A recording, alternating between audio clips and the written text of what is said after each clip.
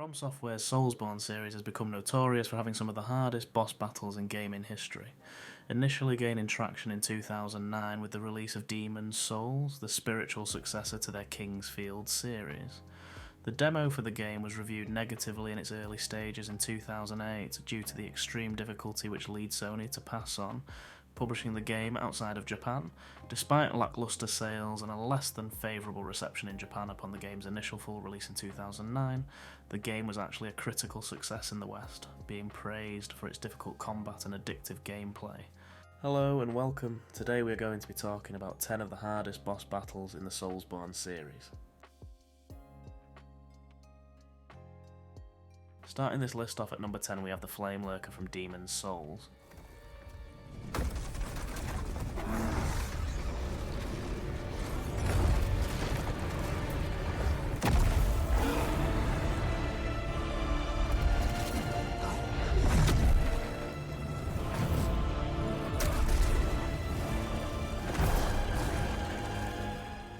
Flame Lurker is difficult for a number of reasons. He's fast, attacks relentlessly and can deal massive amounts of fire damage.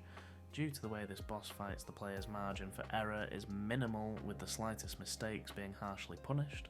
Even timing your heals can be problematic due to the speed at which he attacks. Another factor affecting the difficulty of this boss is the fact you encounter it in World 2, which means players are likely to face this boss before they have had chance to spend many stat points on levelling, especially since the ability to spend stat points is already locked behind the first boss. You can mitigate some of the difficulty if you're playing as a mage, as you can somewhat keep your distance from the beast and it is vulnerable to magic based attacks. However, those rocking a melee build are likely to struggle when they first encounter this boss. Next at number 9 we have the Owl Father from Sekiro. Shadows die twice.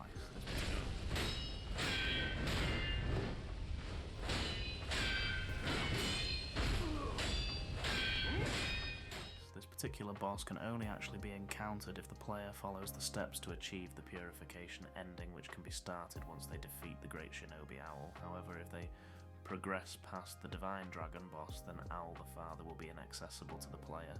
This boss will initially have a moveset incredibly similar to the first time players fought against him, with the addition of attacks, which will start with him throwing a series of firecrackers in front of him before attacking the player with an explosive/attack. This, along with other unblockable attacks, hit like a truck if you get too close. That, accompanied with the fact that he can use his own Makiri counter-making thrusting attacks, a no-go for the player. Once you get to the Father's second phase, he summons a spectral owl which unleashes large AoE explosions around the arena and can temporarily cast invisibility on both itself and the Owl Father, during which time he will try to get close to or behind the player in order to unleash a deadly flurry of attacks. Like many other bosses in Sekiro, this becomes a battle of attrition which relies on the player having patience and slowly whittling away at his health so they deal sufficient death blows to end the battle. Coming in at number 8 we have the Nameless King and King of the Storm from Dark Souls 3.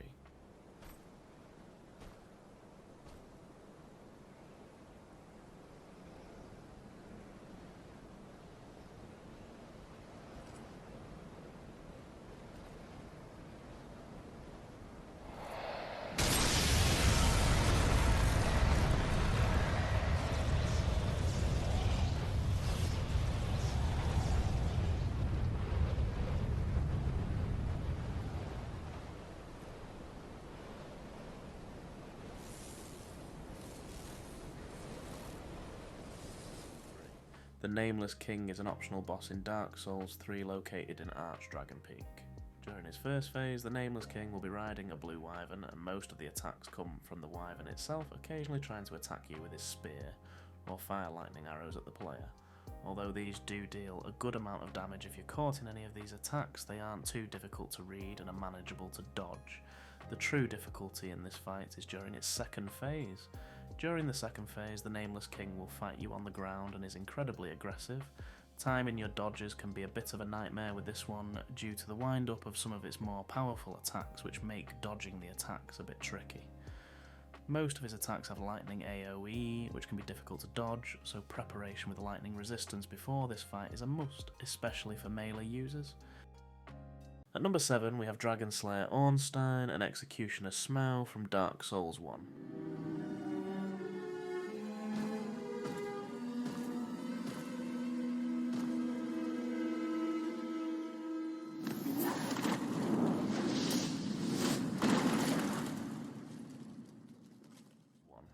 This boss battle is regarded as one of the most difficult boss battles in video game history up until the point the game was released, and continues to challenge players even to this day, so much so the concept of the fight was reintroduced in Elden Ring in the form of the God-Skin duo. This particular fight has players constantly playing on the defensive, getting hits in on the duo as and when they can. One of the key aspects to this fight that make it challenging is how the two complement each other, with Ornstein dealing lightning-fast attacks and Smough, while slower, being an absolute tank, dealing large amounts of damage when his attacks land. Fighting the two at the same time is difficult enough, however, depending on which of the two is felled first, the player will then have to deal with a second phase in which either Ornstein becomes supersized or Smough becomes charged with lightning. Once the first is felled, the second's health is restored, so trying to whittle both enemies' health to a minimum before defeating one of them is not a reliable strategy to make life easier in the second phase. This boss battle became notorious, with many players stating the later game bosses were easier to deal with than this pair. Next at number 6 we have Maliketh the Black Blade from Elden Ring. Oh, death. Become my blade once more.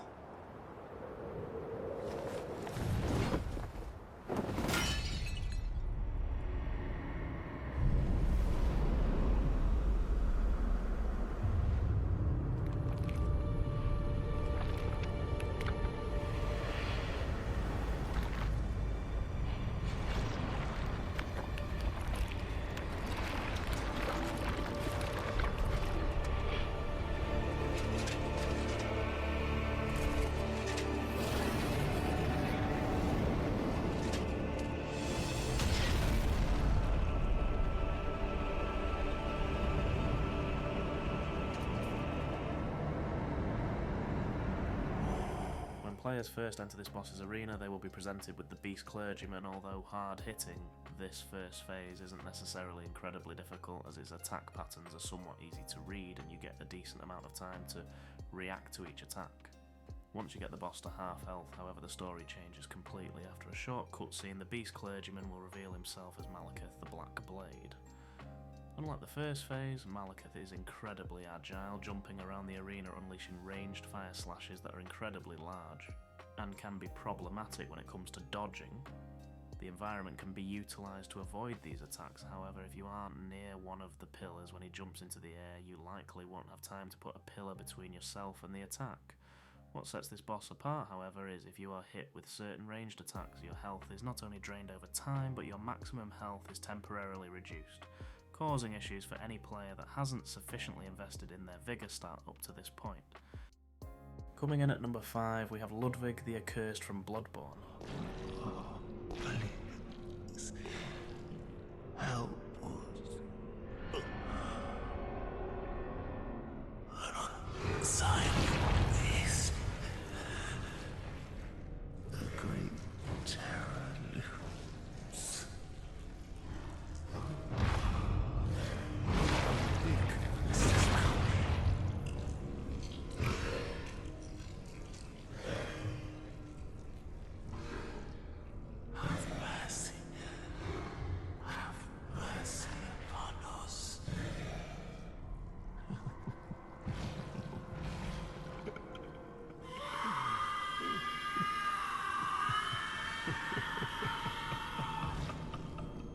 Ludwig is aggressive in every sense of the word, with a variety of attack types, from high jumps, wide sweeps, and a charged attack that can one-shot players if they aren't careful. This boss is unrelenting in the way it assaults the player, getting close, not giving you a chance to collect your thoughts. During his second phase, Ludwig uses a great sword and has an AoE attack added to its repertoire, which can also one-hit players if they are caught in it, which will cause problems for any player trying to keep their distance from the creature. This boss earns itself a spot on this list purely due to its aggressive nature and the way it forces the player to play equally aggressive if they want a chance at dealing a significant amount of damage to it. At number 4 we have Isshin, the sword saint from Sekiro. Shadows die twice.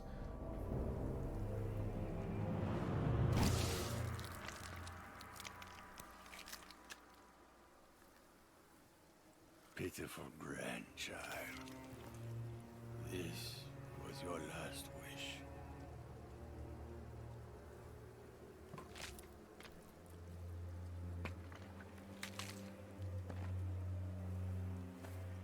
see Ashina returned from the great beyond.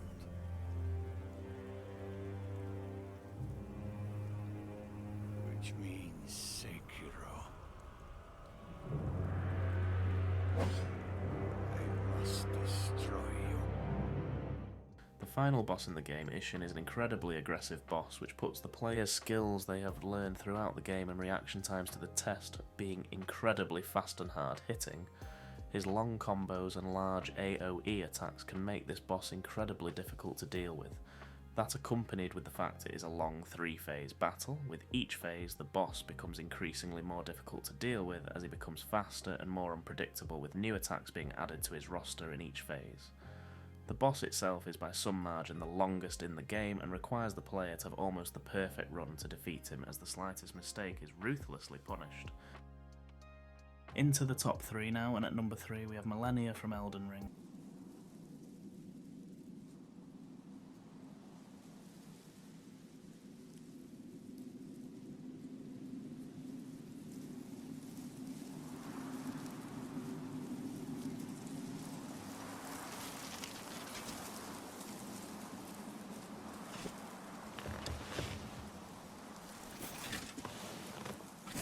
I dreamt for so long.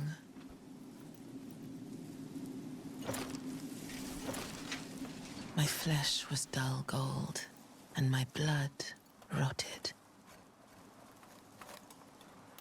Corpse after corpse left in my wake. As I awaited his return.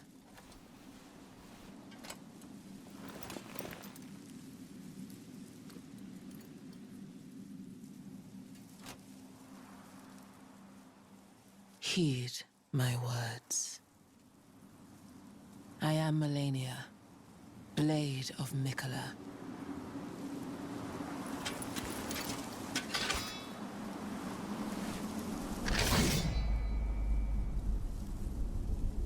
And I have never known defeat. Arguably one of the hardest bosses in the entire SoulsBorne series, Malenia is extremely fast, aggressive and hard-hitting from the get-go, and if that isn't enough, she also heals whenever an attack connects with the player.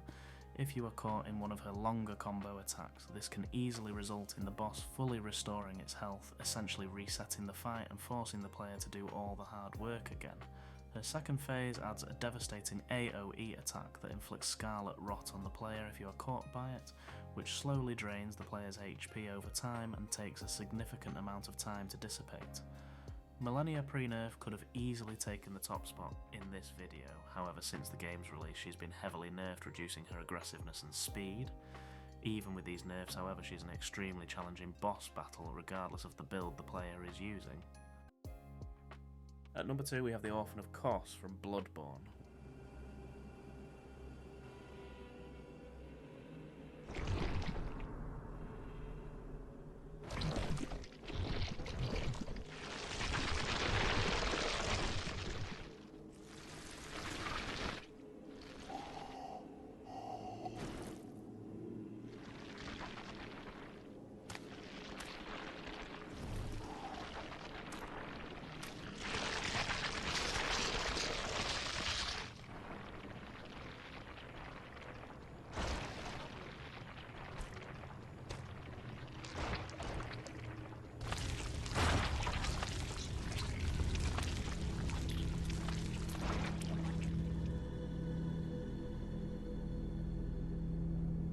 Widely regarded as one of, if not the most aggressive boss in Bloodborne, this boss will charge at the player as soon as they approach him, unleashing a lethal barrage of attacks that deal incredibly high amounts of damage.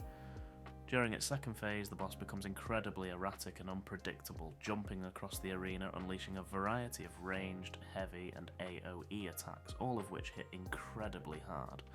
As with most of the bosses in this game, it is best to play less conservatively than you may be used to playing Souls games, as the game generally rewards you for playing more aggressively. That being said, due to the damage output of the Orphan of Kos, the slightest mistake will punish the player and send them straight back to the other side of that fog wall. Before we reveal our number 1 spot, here are some noteworthy honourable mentions.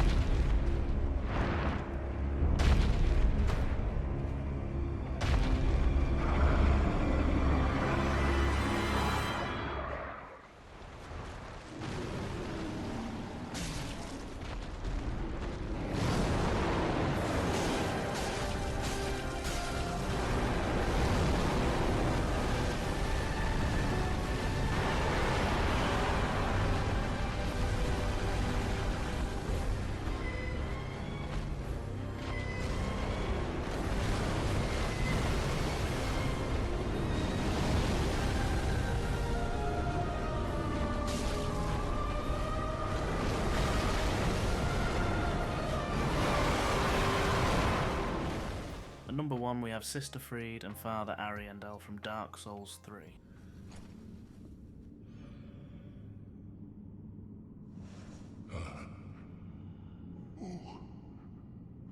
Bring Friede to me, please. Canst thou not see the flame flickering once again? Soon will it surge. I can see it, feel it.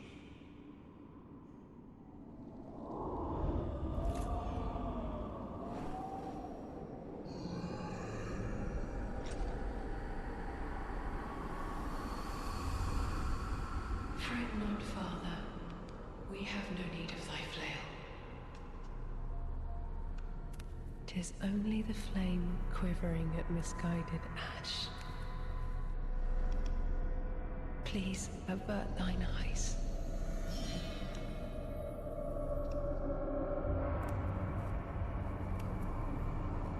I will snuff out these ashes for good.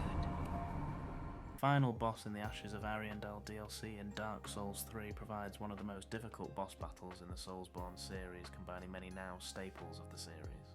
The first phase has you fight Sister Friede by herself, her scythe inflicting magic damage. It can be easy to become carried away during this fight and find yourself vulnerable to a deadly counter-attack. She will almost always jump away after 1 or 2 hits, so any more than that likely will leave the player with minimal stamina to avoid her counter-attack. She will also occasionally turn invisible during this phase, allowing her to move around the room and perform a grab attack, which inflicts heavy damage.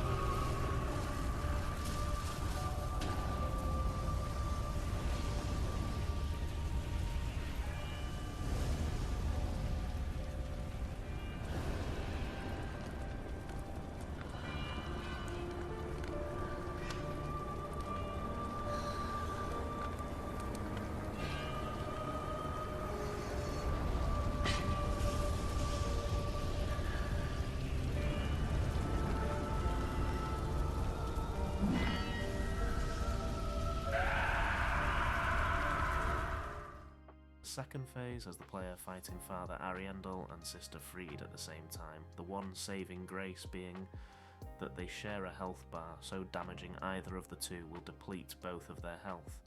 Friede fights much more defensively during this phase, and Ariandel has AoE attacks which the player is best avoiding. During the final phase you will fight Friede solo again, only this time she will fight with 2 scythes, one coated in black flame which deals significantly more damage than previously, and the other dealing heavy frostbite damage that, accompanied by the fact she fights much more aggressively than the previous 2 stages, makes this boss duo one of the most formidable bosses in the entire SoulsBorne series.